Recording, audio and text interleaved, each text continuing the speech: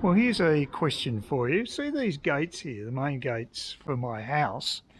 What I want to do is actually put a lock in about this area here and get rid of this latch, because if it's properly erected with all the slats, it goes right at the top there. It's almost impossible to get the latch. Well, it is for me. If you're some young guy who's quite agile, you can do it quite easily. But that's not the case for me. So if someone knows what they can do there, I've actually asked Adam. He's going to put the thinking cap on and see if he can work out a way of doing that. Yeah, look, unusual birds I've got here. I don't know what that is. What if there's one that's got that really weird sort of wheezing type of whistling sound? I don't know what it is, but very distinctive sound. That's they're not noisy all the time, but boy, when they are, you know they're around. So I'm not quite sure what that species is, but yes, so that's one of those things I want to get done anyways. Get the it looks pretty crappy and ratty at the moment, the front, because the slats are off. They need to be sanded down. That's what Adam said I need to do with a rough sand paper initially, and then with a lighter one, and then I presume either varnish or oil or something to help preserve the wood underneath, because it's going to cop a lot of weather. But it'll look a lot better, because the actual fence itself is quite attractive, but it's just run down. Just like so many things in the house, just needs sprucing up. So anyway, I'm out and about. I was even contemplating going all the way to Clifton Beach today, to the Coles, but I gave up on that idea because well, I found out one of the reasons I wanted to go was to actually pick up some more Parmesan cheese, which is the generic cheese that they have at Coles, is $4.40 for a 250 gram pack, and I go through it really fast, so I do need a big pack. But I thought only Coles had that, but then I looked up Woolworths and they've got exactly the same item and their own generic version of it for exactly the same price, exactly the same quantity. So like I said, there's obviously collusion between those two supermarkets. The only people that don't seem to understand that or acknowledge it are the ACCC, who are the people who are actually supposedly the ones who are looking into that type of collusion. You know, I've got to worry that it's not just things like that that governments are now slack on, or they're slack in Australia, but they're also slack in America when it comes to big tech, breaking up big tech. And the reason is that they've got such deep pockets in Silicon Valley, they can buy off all the politicians. And the word in the street is that the Democrats, politicians, are all basically getting huge kickbacks from these people, so they're not going to be touched. Not like the good old days when they took on the robber barons at the beginning of the 20th century or late 19th century. That's not going to happen by looks of things, and that's why people have such low opinions of politicians. They just won't make any tough decisions. They're compromised, they're corrupt, and the system is failing. And another thing that was interesting, I heard that I think it was Tim Poole mentioned it, that there was supply chain issues over in the States where you just can't get stuff anymore. Oh no, actually it was there's a show called Matt and Blonde. They do a weekly talk on Sunday in America, American time, so I tend to get there. Or maybe it's Saturday American time, but I get the show on a Monday morning anyway. Get it. That's when it comes on YouTube, and they've been talking about how the infrastructure in the States is collapsing. That people, because of all the job seeker type employment, there's a lot of people who aren't doing jobs. They're not being filled, or the people who are filling them are not the regulars who are actually still at home getting these payouts. And so therefore you're not getting experienced people doing jobs, so it's causing a lot of problems in getting goods and services in the US apparently. Because the blonde, who's I don't know, she's a 20-something woman who has conservative values. Matt is someone in the same, he might be in his 30s, but he's a similar age group, and he's got also fairly conservative views. They've got very big viewerships right around the world actually, and I like a lot of what they say. But she was actually on the road and stuck in an airport. I just got I didn't get the beginning of it. I might have to go back through the video and just check it out. But for some reason she was waylaid in Utah, I think it was, Salt Lake City, Utah. Something to do with COVID anyway. It was some stuff up with her itinerary. She's complaining she can't even travel within America now without major hassles because of all these disruptions that have occurred. So the consequences of the pandemic, it's not just medical, it affects industry and people's lives. And yeah, well, we all know that. It's affected me because I can't travel overseas. It's the biggest effect it's had. It's also had an effect upon me too, because it's probably hastened my move away from the flat, which isn't a bad thing, but I'm part of that lifestyle shift to wanting to have your own land, maybe to grow some stuff. And although I think I felt like that anyway prior to any of this COVID stuff, but it certainly has helped accelerate that feeling, I think. And certainly people moving out of big cities is a trend again that might have already been happening, but it's been accelerated by recent events. So yeah, nice over there. It is a great part of the world, and being a lazy prick, I needed the incentive of my lust for alcohol to get me off my arse and go down to the local streets and get myself some cheap wine. I get that Hardy's Reserve Cab Sab, $7, and it's a litre. It's unbelievable. I find that if I drink too much of it, it starts getting a bit seedy, but I can handle one bottle at a time. Not a sitting, but one bottle. I buy a bottle and have half of it one night and half the other night, although I hit the grog pretty hard on Saturday nights. I've had a couple of alcohol-free days, so I'm feeling the need to imbibe a little bit of the red. And I find it tastes fine. I was comparing it to the pepper jack, which costs a lot more. But to be honest with you, I don't find it that bad, that Hardy's. I reckon it's a very good drop.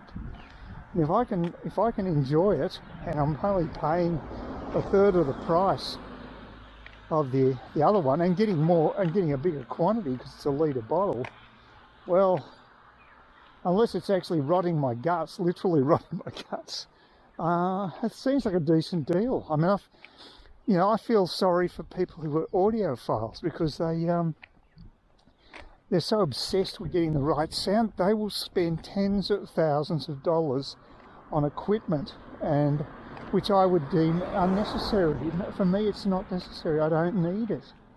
But for them, it is a necessity because they're pedantic. Oh, I got the regulator for the electricity, the water and gas regulator, ombudsman, I should say. The woman from there called me back today, so I told her everything was fine. So that was good. That's all resolved.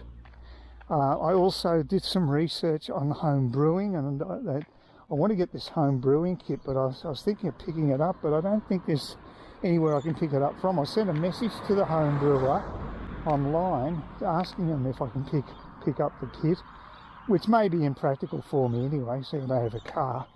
But they seem their PO box is actually in Clifton Beach, so they're fairly local, as it turns out. At least for their mail. That doesn't mean that they're physically up there. It could be just collecting mail, so I don't know. But yeah, so So I looked up at the home brewing. I noticed that actually the kits they send out, they actually don't have glass bottles. I assumed they were glass, 750ml glass bottles, but no, they're actually PET plastic. And apparently that's fine. Of course, it's a weight saving. It's great for them because there's a 30-litre fermentation tank that's part of it, presumably again plastic. And I guess they put the 30 750ml litre PET bottles inside, and I guess that's how it's delivered. So it's cost saving and space saving, and it costs about $25 to have it delivered. But because they're local, that's damn sight cheaper than getting something on eBay, which is much more remote than cans. So I'll still go with them, but I just want to see how I'm going to work this out. You know, it might be easy to pick it up, it might not. I just want to, but they haven't got back to me. So they've got an 1800 number, they've got a free number. I can call them, it doesn't even cost me a cent, which is pretty good service. They've had very good ratings online, so they probably just don't check messages during the day. They're probably busier with the phone, so that's probably more likely to be the case, I'd say. All right, so I've got all that. Oh boy, I didn't realise what sort of an angle. I think I keep putting this camera on an angle because I've got the actual case, and it's got the little struts that you insert for holders and what have you, like YouTube things. I think that's why you'll see a lot of my videos are on a stupid angle, like it's a Batman episode. So I apologise about that. It's quite busy at the moment, this time of day. It's getting close to 4. It might be schools. Although the schools go out pretty early over here. Oh, well, that's better. The bloody camera just changed for unknown reason to photo mode as opposed to video. I've got no idea. It does have a distinctive sound, so if I hear that again, I'll double check it, because I definitely missed out on some footage I just shot and took photos instead. I don't know why it switched. I hadn't changed any of the settings, so that's a bit of a worry. I guess each camera has its own quirks. Yeah, it was something I forgot to mention. Oh, damn it. It's always the way, isn't it? Just before I got to the shops, there's some topic I forgot to actually bring up, and now it has totally left me. You know, I'll probably remember as soon as I walk through the door when I get back home. That'll be when it will happen. Anyway, it's good for mental health just to get out, even just buying one cheap bottle of wine. It all helps. It's been quite busy on the road today. So I assume it's because it's probably the time when parents are taking kids back. I just left the vicinity of the child minding centre, which is just about diagonally opposite where the shops are, and I could hear the kids screaming in the background, and boy, that brought back memories. Just got to remind myself how lucky I am not to have any of that. Just the occasional dog barking, a few chirping birds, that sort of thing, but I can handle that compared to the constant sound of kids screaming. That's something that is not pleasant. Yeah, I've been looking up, I've checked out a few things, done a fair bit of research. On Sunday I checked out Early Settler for a vanity unit, which is sort of like a rustic vanity unit, which I think would look great in the main bathroom. The ensuite one is actually something I found on eBay, which is just a few shelves, again wooden, about the right dimensions, and that would have a bowl. You'd have one of those bowls put in it, so they get the plumber in to put the bowl in and some taps. I think that would look good because it's quite a confined space, my ensuite, so I have to be very careful with dimensions when it comes to that area. But that would look good. Oh, the other thing I discovered, this is one thing I was going to mention, is that I can't stand these small white tiles in the bathroom or the toilet. They look really dated, and I discovered that you can actually paint tiles. Now, I don't know if that's going to be much good with those tiles, because it's not just the colour, it's the dimension that looks bad. They're very small, and they look daggy to me. I don't like them. I'd like larger tiles. That seems to be more in vogue, and I guess we're creatures of fashion. And so, however, where the paint can work, if you use the right type of paint, you use the right preparation, you can paint tiles. It does take more than just normal paint job. You've got to have a primer as well, and you've got to thoroughly clean them. But it can be done, and abrase them. You've got to give them a slight abrasion. It helps them adhere, helps the paint adhere to the surface of the tiles. So you can actually do it though. That's the point. Someone like Adam be able to handle that. Just got to make sure you take a fair bit of care. The other thing you can actually do with it too, if you choose like black as your basic colour for the tile, you can actually put a stencil over it and put, say, a white pattern, decorative pattern over the black, which makes it look like a decorative tile. So that's quite an effective addition. Now I'm thinking of where I'd want that to be done is outdoors, where the veranda is, because there's on the perimeter of the tiles there, you've got this white line which I think looks really dicky. I don't like it at all. I'd like to put a different colour in there. There are a few tiles missing on the borders as well. Looks a bit untidy. So there's a bit of work to be done there. Again, this is not number one priority. I think what bugs me more is probably having those vanity, those crappy vanity units in the toilets is bugging me. Practically speaking, I want big shower heads. They're much nicer than the crap ones they've got there. So if with Early Settler, if you buy a couple of items, which can be like as simple as the vanity unit and some nice taps to go with it, that's regarded as two purchases, I would think, and then you get a 20% discount. They've got it on sale at the moment. But that would be a fair outlay, because the one in the bathroom, I think it's around the 1400 mark for the vanity unit. It's made out of mango wood, and I like it. I like it a lot, but it's not cheap. It's a toss-up between whether I should have tackled the bathroom or the kitchen first. Adam has given me the name of a guy who can do the kitchen. It's not a big kitchen, so hopefully I can get away with it without costing the earth. So because I've just sold shares, I've got I'm going to use about the majority of that money to pay off more of the mortgage, so to just reduce the amount I have to pay. If I want to reduce that, I can do that, or alternatively just leave it as is, and it just shortens the actual length of the mortgage. It originally was a 30-year mortgage. It's currently down to about 23 and a half years because I'm ahead on it with the payments and everything, and because I've paid so much more, I've reduced the amount. So it's looking good. I've got it under control. I don't want to get rid of the mortgage. I find the mortgage quite useful to have, but I don't want it to be a big burden either. So it's certainly not that. I mean, it's only 85,000.